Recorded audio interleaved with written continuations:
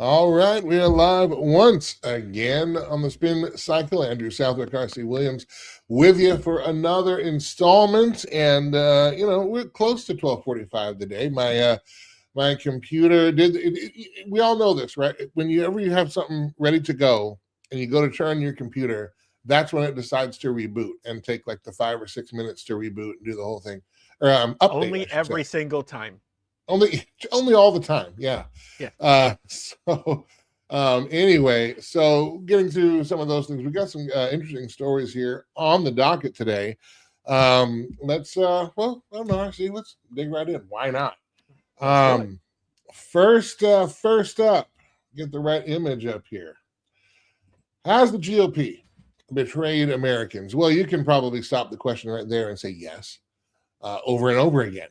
But here's a story that is not getting a lot of traction, but it matters because it's the intersection of food supply. It's the intersection of our national security. It actually probably has to can dovetail into election security as well. Check this out. Republicans promised to put America first. This from the Daily Caller. Instead, they betrayed everyone for money from massive ag donors. Let me tell you what's going on here. In the latest kowtow to corporate mega donors, 48 Republican members of Congress, along with a few choice Democrats, have unveiled the Securing Agriculture's Workforce Act of 2026, which is H.R. 9535. Now, of course, what workforce might you mean? Well, none other than hundreds of thousands of illegal alien farm workers in the country. Says, but before you jump to conclusion, the legislation, while it does grant mass amnesty to illegals, it's not a handout to undocumented workers. The legislation is squarely aimed at advancing and protecting the profits of multi-million and even billion-dollar corporations in the ag sector in exchange for generous campaign contributions to the Republicans, who, of course, are morally depraved enough to support this. He goes on to say, you might find this ethically corrupt, but the bill allows illegal foreign workers who can prove they worked as farm laborers, as defined in the bill, for at least 6 months in the last 2 years, so anytime in there for at least 6 months, to receive a special status by waiving certain legal bars of admissibility and effectively placing them on a fast track to H-2A visa status. This means they'd be considered legally present in the U.S., which is the mass amnesty. But it doesn't stop there. It also introduces the adverse effect wage rate, a cap of 3.25%. What that does is it caps wage increases for farm workers, foreign and domestic, citizens and non-citizens, at 3.25% annually, even though labor market data shows the market price for farm workers is rising much faster than that. And the reason is because, just like in any free market, farm labor wages are set by the lowest cost option. Therefore, if foreign workers are only able to receive 3.25% wage increase every year, the American farm workers will receive no better. And it is the donor class, the big ag, that results because they're not having to shell out the money to pay for these workers. So I see there's a lot going on in this, and unfortunately, it looks like, hey, we're about to pay the donor class, and in exchange, we're going to give cheap labor to the farm workers, exploiting these workers, and and effectively give a backdoor amnesty to a chosen few because it benefits the elite class and the donor class. So is the acronym for this thing SAWA? Did I understand that It looked like that. Yeah, the SAWA, SAWA-E. Securing Agriculture, Securing Agriculture's Workforce Act of 2026. Now, the Republican sponsor, by the way, is committee chairman. He's the House Ag chairman, Glenn Thompson, along with 43 other Republicans. So SAWA-E, that you have to deal with this. Please excuse my joke. It is interesting, again, Andrew, how these things work, right? A couple of days ago, I made mention to Ross Perot, the legendary Ross Perot, and his giant sucking sound comment of what would happen. And what's interesting is that we see the inverse. Now, migrant workers who've worked at farms and fields is nothing foreign to us. I mean, I grew up in California, very close to the Central Valley, which is where the majority of agriculture happens. You know, that was a thing. But here's what we were promised and didn't happen, Andrew, over the years and now decades, there's always been we need to deal with immigration reform. We need to deal with immigration reform. We need to deal with immigration reform. And it just never seems to get dealt with. And it's like, well, now we're going to kick everybody out. We're going to put a wall up. Well, great. And then that doesn't happen. And so the only answer comes down to, well, look, let's let them stay if they're useful to us in some way. And so we had gotten that far down the road and we're like, gee, I wonder what's precipitating this. And that piece today basically locks in the last part for you. Once again, it's the donor class throwing around influence and resources to ensure that they get what they need. You know, Andrew, when you set precedents like this, it's like when you deal with case law, right? The Supreme Court, people don't realize the Supreme Court issues opinions. They can be taken or not taken, but the standard has become that they are like the letter of the law, and that sets case precedent going forward. My fear is that something like this, whether a bill actually gets passed, and maybe their goal isn't to necessarily pass it, but just to get it moving so it sets precedent as to what we should do. And I think the excuse that's going to be used is, well, this gets us closer to immigration reform. That said, that wasn't the promise, Andrew. The promise was very defined by the Trump administration coming in as to what they were going to do with regard to immigration. The question people have to ask themselves is, what happened? Why did this happen? Who was Hold on, you froze up and who again. do I? Wait. Nope, come back. Am I I back? lost you a little bit there. What you said, what happened, and then who, and then we lost you. What was that phrase? Yeah. So what people need to be asking is, what happened? Why did this happen? Who did it? And what's the real outcome or the goal here? Because this, again, doesn't pass the sniff test of something legitimately being done for the betterment of the American people. It seems like we're just going to push immigration reform through in whatever way the donor class feels like it makes the most sense. And I know in some instances, Andrew, we don't sound like conservatives, but in essence, we are. Like, what we're saying is, do the thing that conservatives would actually do. And if you're going to purport America first, actually put America first. Well, this also has implications on election integrity as well. We keep talking about the SAVE Act, which, by the way, it's not going to pass in the latest thing, but I did read this morning that they're going to try to stick it in a reconciliation bill and move that along. Now, my beef with the SAVE Act the whole time, I don't care about making sure, well, I do care about making sure that only eligible voters and American citizens are voting in elections. That's true, and that's good. We need to do that. My beef with it was using Real ID as the mechanism, because I think it's just getting everybody onto another trackable ID, bottleneck. Anyway, but the idea is that, well, we want to keep ineligible voters out. But here's the thing: when you bring in all these illegal immigrants to these different places, and now you give an avenue for amnesty for them, that counts in the census. That can change the districting. That can change the look of any given area. And we're not doing anything about that. And I think that's actually a much greater threat to our election integrity, because, man, if we can just concentrate this area with many who we believe are going to vote Democrat, probably, you're going to see, that's just going to take over more and more.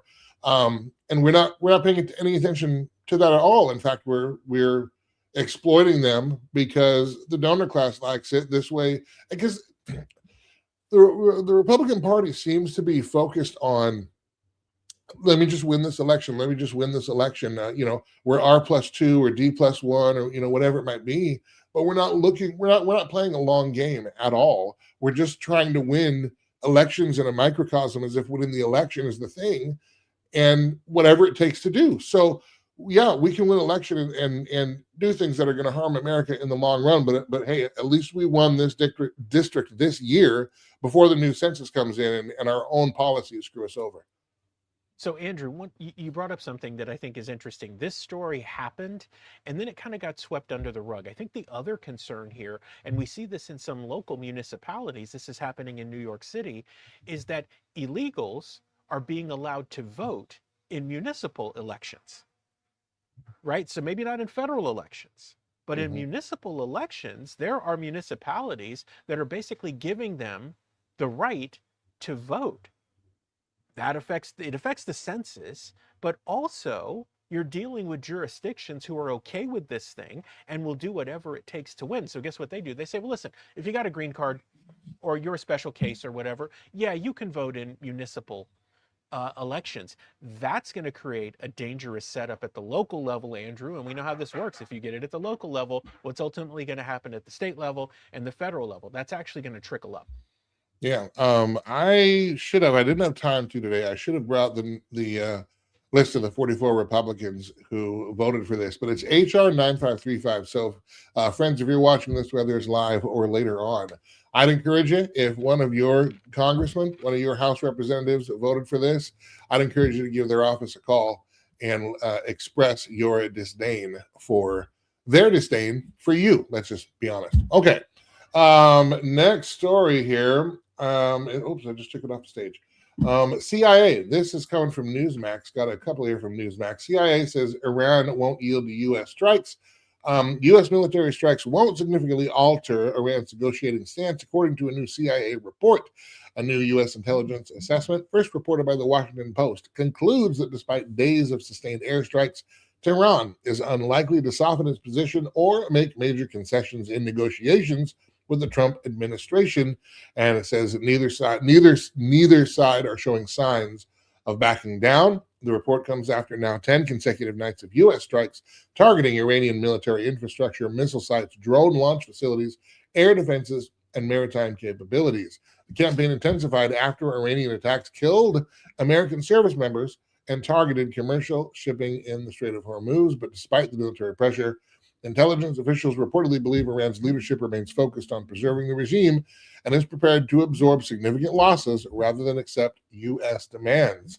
RC, where are we at here in the land of the Iran war? Look, man, now I really know how Apollo Creed felt in the 13th and 14th rounds of his fights with Rocky Balboa. Why can't I knock this guy out? Well, because you think it's a show and he thinks it's a fight. Pardon my boxing analogy, but doesn't this hold true? We've said this for months now.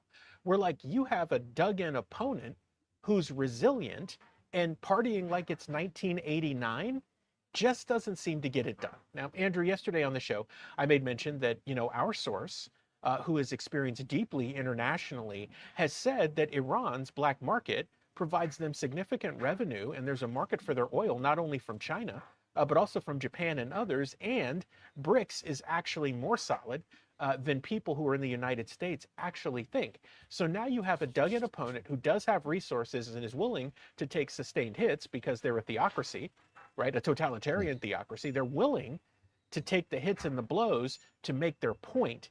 And you get to the point where we start to look a little bit stupid. And I have often said that world politics, penitentiary, you're always being sized up to see where you stand or what's going on, or do you still have the power or the muscle? And I think we're in a dangerous spot, Andrew, where it feels like this thing is never going to end. Are we back to Afghanistan again? Are we back to Iraq again, where we just can't seem to deliver the knockout blow, and then we got to bail out? I mean, this is, and the people who reported this are the ones who specialize in destabilization. It's like what Juliana always says. If the guy who's wearing the bomb diffuser jacket is running, you should probably keep up with him. Let me add to this story this also from Axios. Axios carried by Newsmax. Trump has two options on the Iran war. President Donald Trump is weighing two dramatically different paths in the escalating conflict with Iran, accepting a new 10-day ceasefire proposal designed to reopen the Strait of Hormuz, or joining Israel in a major military campaign aimed at forcing Tehran to back down. Regional mediators, including Qatar, Egypt, Pakistan, and Oman, have presented Washington and Tehran with a proposal calling for a 10-day ceasefire that would reopen the shipping lanes in Hormuz and provide time for negotiations on a longer-term maritime security agreement. Axios reported that while the Trump administration is reviewing they're reviewing the proposal and preparing for diplomacy to fail. That doesn't sound encouraging.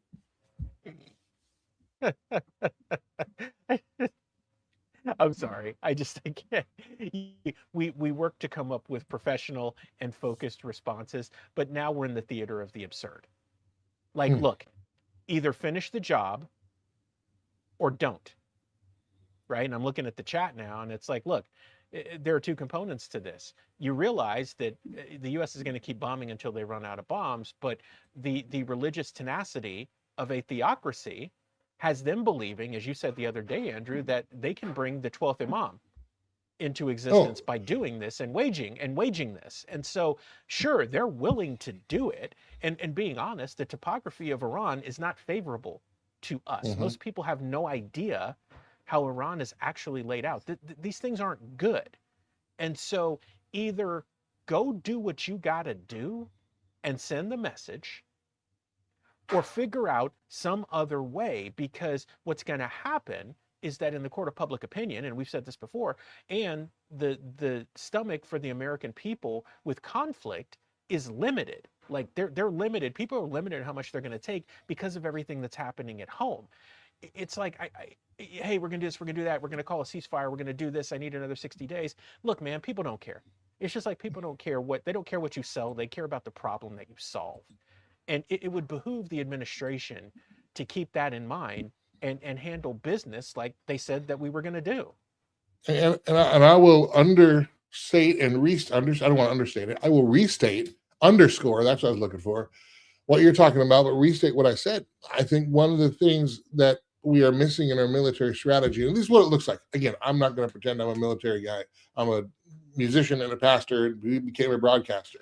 But because I'm a pastor, I can tell you that the theological aspect, the theological, um, fanaticism that the Iranian regime holds to is a big deal in their strategy. And at least I don't see signs that we understand that, because that's something that will keep you fighting until your very last breath. And it doesn't matter if you think you have no chance of survival. The thing is, survival is not the point. Their theological goal is the point. And that, that has, death to America. They want to kill the great Satan. They want to kill the little Satan. They want to bring about their prophecies. It's not about survival in that sense for that regime. It's about being true to their theology, and you can think about it. Whatever we believe, different people believe, you hold to that belief, and it's very people. It's almost impossible for someone to change your mind on what you believe, particularly when it comes to things like religion, things like God, so on and so forth. Nobody could shake my Very faith in true. Jesus Christ. I don't care what they say. I don't care how many bombs you drop.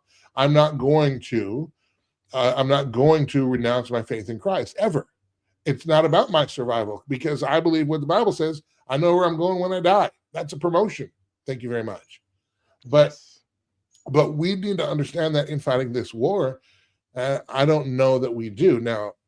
Just because it looks like even the Axios report. Hey, we'll try the 10-day ceasefire, but that's probably going to fail too. So we're prepared for more. But that also means joining. Then, I mean, how close are we to boots on the ground? Not to mention a story that I covered a couple of weeks ago on Culture Crossroads on the Sunday show. Our the our coupling the U.S. military with the Israeli military, particularly when it comes to information, innovation, training, tech, strategy, so on and so forth. That really seems like another step in that direction too, which again would not be good, because maybe we are getting a little closer to actual boots on the ground. And my goodness, this thing just seems to be spiraling out of control. But it's almost like you have the Trump administration trying to manage the press about it, or manage the headlines, or trying to do it in a way that's not too messy, when really, if we're going to win, we need to go there and win. But again, what are we going there to win? If it was to knock out the nuclear weapons, President Trump has said in recent days that we've wiped them out. The only way they can build it is to get the minerals from underground, and we're the only ones that can get them out. So now we're back fighting for Hormuz, which was open before we went there in the first place. I Oh boy. Uh, when I'm glad that this is our kind of behind the scenes thing, because I can actually just nod and shake my head and just say, I continue to struggle with this mix of arrogance and illogic, right? We're not living in this era like we were during the first Bush administration when we did Desert Storm and it was just over in the first round. Like, we don't live in that world anymore. And we've been fundamentally weakened, in part because of what happened on 9/11 and things like the Patriot Act. We've been so fundamentally weakened and we've been so lazy in the things that we should be doing. And we've allowed others to say, you know what, the US is slipping. Let's do our own thing. This is where BRICS comes from. What does President Trump try to do? He tries to shut down BRICS. All he does is make it stronger. And so we're in these situations where you can't live in tariff land and think that solves all the problems. You can't use the American hammer in the way that you used to and think that it solves all the problems. Times have changed. And honestly, we need to change with them. What is interesting is that it seems like we were not prepared for a protracted conflict or any mass mobilization of any kind, Andrew, which is concerning in and of itself, because I thought we were supposed to be in a state of readiness, and that's where the trillions of dollars are supposed to go. Well, this is not a new thing. We'll move on. We got one more story here, but this isn't a new thing, is it, RC? Were we not unprepared in Vietnam for that prolonged conflict? Were we not unprepared really in Afghanistan for that prolonged conflict? And all three of them, Vietnam, Afghanistan, and what looks like is shaping up in Iran. I don't know how long we'll be there, but the end game, the exit strategy, what's our plan beyond shock and awe for the first 2 days? And I think we imagined everybody just coming out with their hands up. We surrender, we surrender. No, they don't. And then we get stuck in this mud. And I don't think Americans, Republican or Democrat, as you mentioned, have a long stomach or patience for that. If we're going to win, then let's win. But if we're going to be over there meddling and hemming and hawing and going back and forth, and then the end result is that energy prices around the world skyrocket, gas continues to stay stubbornly high while we have persistent inflation that compounds year after year. Americans are going to say, what is the long-term gain from all this short-term pain? Tell me what that is and how it will help my life and my kitchen table. We're not seeing that either. Yeah. And that's I think people are starting to ask the logical question. What is the point? Especially when I can't afford to do anything anyway. Andrew, the stories continue also about our oil supply and how it's low. I think we're at 45 days now before we're either critically low or out. And, all these things are going to converge at a time that is particularly bad for those who are in midterm races on the conservative side of the fence, because these things flow downhill. Right? If the head is having issues, then you're probably going to get some of that splatter too. There's a cavalcade of problems, and it seems like it is more important to deal with low T or looks maxing or eating Brussels sprouts or whatever other thing we're doing right now in the circus that's going on in DC, and that's sad. Well, obviously this is the story that never ends, so we'll be bringing updates as we get them. One more story here on the program.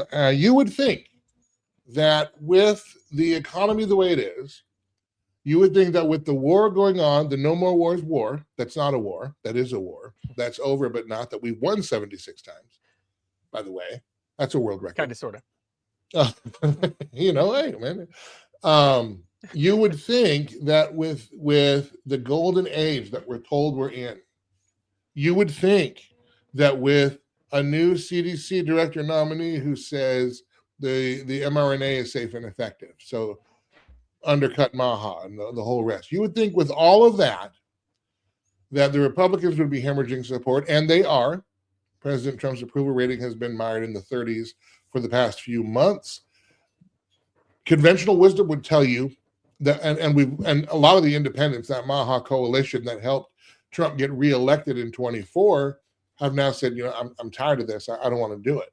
And it's not because they love the Democrats, but there were not the promises made, promises kept in this time, according to the perception of many who voted for Trump and the administration in 24. Okay, you would think that would mean that the Democrats are cruising not just to a victory and taking back the House, but the Senate maybe as well in these midterms, and possibly in 28, but not so fast. But not so fast, because the Democrats have their own problems. Van Jones revealed that the Democrat governors and senators are panicking over the rise of communism in their party. Van Jones, who is a self-proclaimed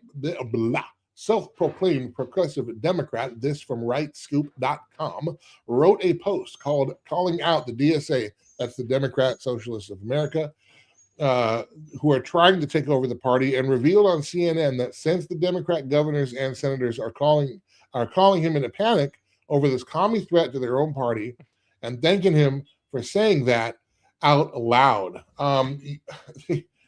We've seen Mamdani, who's also said he wants to erase Netanyahu, and so now he and Trump are in a tit for tat arrest Benjamin Netanyahu, Israel prime minister.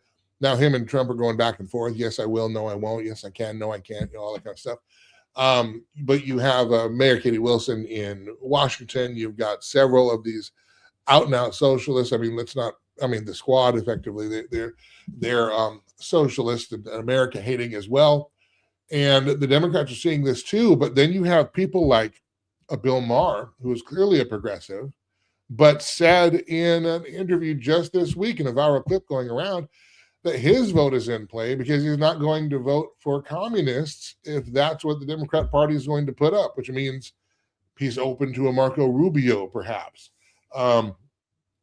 So it's not as cut and dry, maybe, as even you and I might have thought a couple of months ago. I would think that with Republicans, especially when the economy is so bad, the tide tends to shift to the other party. And usually the first midterm anyway goes opposite party, no matter who's the president, right? So, and we are expecting that the Democrats are going to retake the House. That probably will happen. The Senate is a little murky. 28, I would, if I'm going to bet, I would say probably a Democrat wins. But you know what? I don't know, because we live in bizarro world. But if Democrats are worried about communism in their party, RC, do you think they're really worried about communism, or the fact that communism, the brand, does not sell well at the ballot box? I'm not sure that the party cares about anything but power, just the same as the Republican Party does. These are private clubs that want power at whatever cost. We started this program, this episode, talking about how the GOP is fine with illegal immigration as long as it leads to donations to the party. So I would imagine that the Democrat apparatus would be fine too with communism if it had a better brand in America. I don't know. What's your take of that? Andrew, so I think it's a little bit of both. Power, and Van Jones, it's so funny. Van Jones is a poster child for the Red-Green Alliance, I guess, for lack of a better term, for him to come out and say that. I think it's a little bit of fear and loss of control, because populist movements, regardless of what side they fall on, all take this path. Now, this is not a shameless book plug, Andrew. This is actually an educational and factual thing. I encourage people to grab our book, Empowered to Act. Okay, here's the reason why. It will break down for you how to counteract the foolishness of the DSA. Once you get that, I encourage you, and it's free online, you can go find it, is to go find Saul Alinsky's Rules for Radicals and read that too, because all you're seeing is the same playbook ran on you that they've been running for years, right? Same tire, new tread.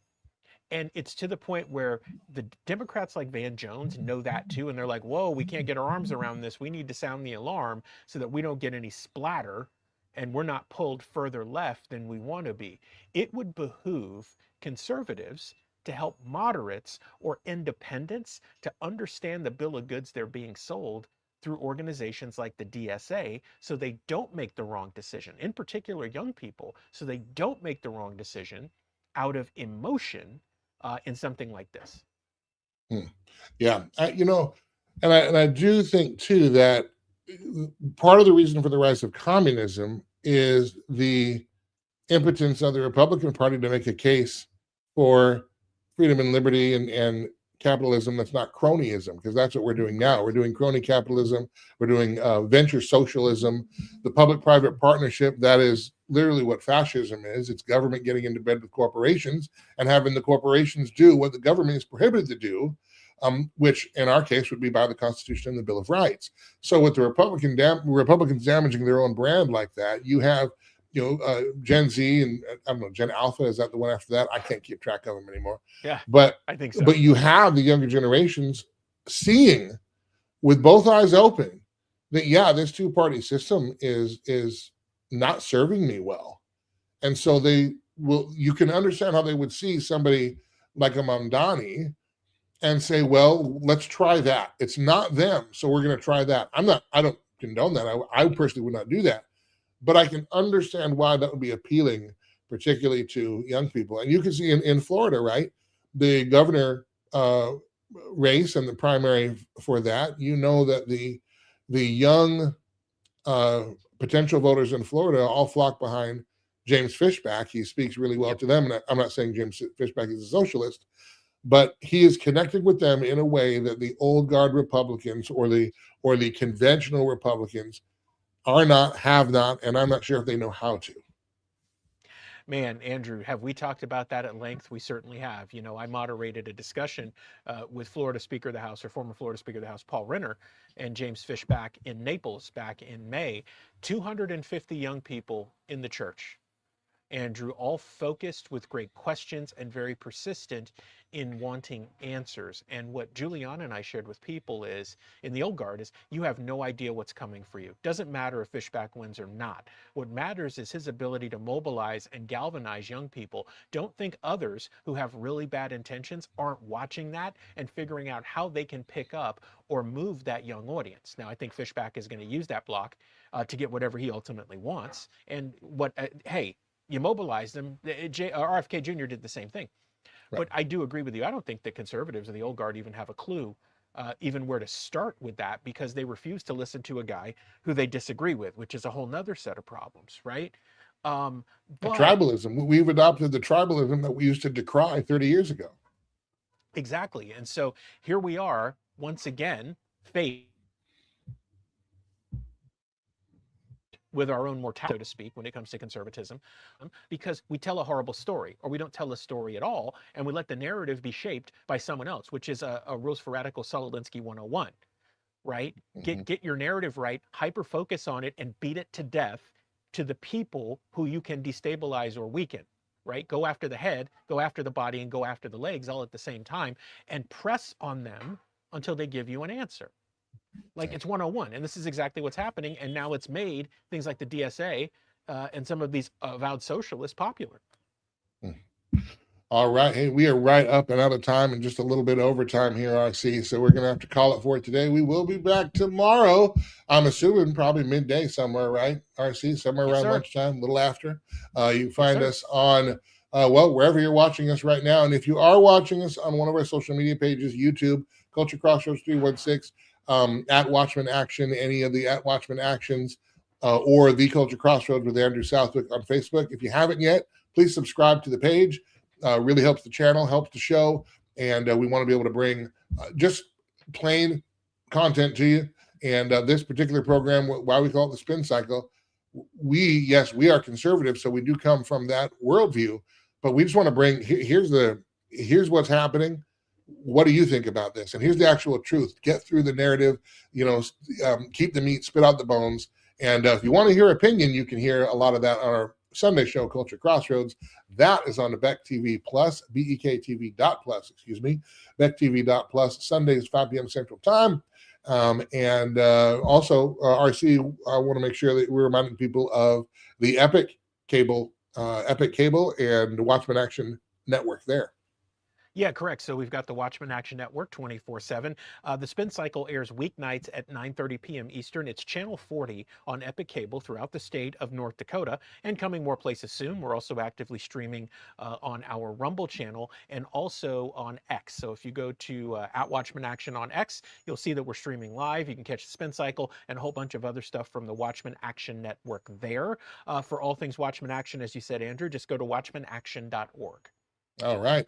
And thanks to you guys for hanging out with us here, even if it was for a few minutes. Thank you for the comments. We appreciate that. Always look forward to the conversation, and we look forward to another one tomorrow. We'll see you then.